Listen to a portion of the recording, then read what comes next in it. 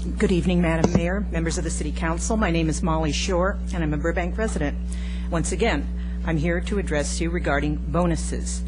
There is another reason to abolish this perk, aside from what I consider to be the illegal use of taxpayer money. I can understand the reason for keeping an employee's performance evaluation confidential if that employee is not working up to the skill level required for the job. If an employee's performance evaluation indicates that the person needs improvement, should that information become public, it could be harmful to that person when applying for a new job. But if an employee is recognized for outstanding work, there's no need to keep it secretive, except for the one thing that I believe is the problem here. And that's a coworker who might not receive a bonus. He could become angry that he was passed over. That creates tension and animosity in the workplace.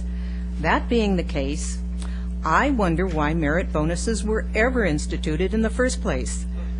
I've learned that bonuses have been awarded for around 20 years, and I realize that you, the present City Council members, were not in office when bonuses were initiated. But last year, the 5 of you were in office when the current MOUs became effective. Didn't even one of you consider that the secrecy and subterfuge involved in awarding bonuses were at odds with your favorite new word, transparency? Even though none of you were in on the inception of this program, you must have been aware of bonuses being a part of the MOUs. Aside from the cost, did not even one of you see the potential for trouble this program could create? Hasn't the public been hearing that employee costs are the largest budget item for governmental agencies, and yet you continue to hand out thousands of taxpayer dollars for bonuses when it could have been discontinued? Now, I'm all for recognizing an outstanding worker, but there are other ways more appropriate to give this recognition. At the city where I worked, we had a bulletin board outside the main entrance to City Hall where outstanding employees have their pictures and a brief write-up posted on the bulletin board. Anyone entering City Hall could see these postings. Additionally, here in Burbank, you could also have the employee's picture and a write-up appear in the local paper, or the city could give that person a nicely inscribed commendation similar to the kind you give to individuals or organizations at the beginning of these council meetings.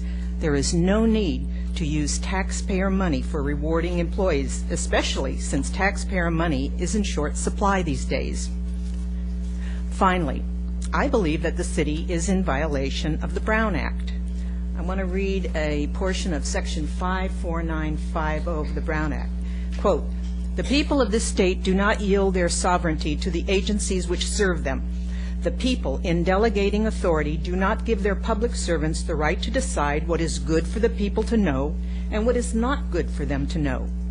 The people insist on remaining informed so that they may retain control over the instruments they have created. When you withhold information that we the people have requested, I feel it is an assault on democracy." Thank you. Thank you, Janet Deal.